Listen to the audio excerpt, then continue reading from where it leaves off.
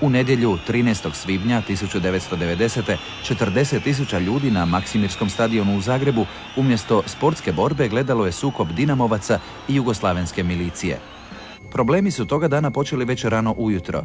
Zvezdini navijači izazivali su brojne izgrede na zagrebačkim ulicama, trgovima, u lokalima, razbijali su tramvaje, ali policija nijedanput nije intervenirala.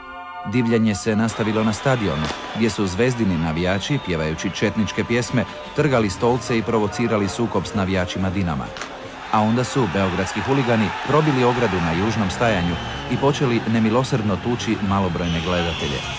Umjesto da smiri srpske navijače i udalji ih sa stadiona, milicija je reagirala tek na provalu Bad Blue Boysa sa sjevera, koji su, srušivši ogradu, utrčali na igralište. Igrači, koji su već bili na zagrijavanju, pobjegli su prema tunelu. Jedino je mladi Dinamov kapetan, Zvonimir Boban, stao u obranu svojih navijača. Njegov skok na milicajca postao je simbolom otpora tadašnjem divljanju velikosrpstva. Za to vrijeme, zvezdini navijači su, povučeni na najudaljeniji dio tribine, mirno čekali da ih ista ta milicija odvede na sigurno, do autobusa i vlaka. Kada je sve završilo, medicinsku pomoć zatražila je 61 ozlijeđena osoba, a velika materijalna šteta na stadionu i u gradu ostavila je mučan podsjetnik na posljednje gostovanje Beogradskog kluba u Zagrebu.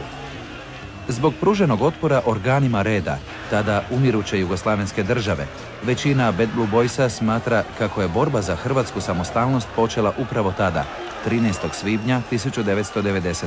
u Maksimiru. 7 godina poslije, u utakmici koja će zauvijek ostati upisana u analima hrvatskog sporta, u Zagreb je došao drugi beogradski klub, Partizan. Došao je i otišao pognute glave, s 5 pogodaka u mreži.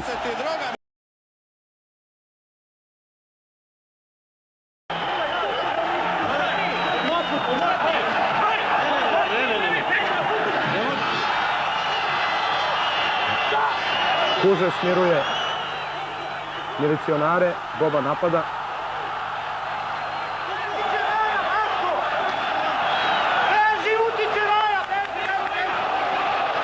U tom trenutku Zvonimira Bobana odvode se terena, ceo stadion skandira Bobane, Bobane.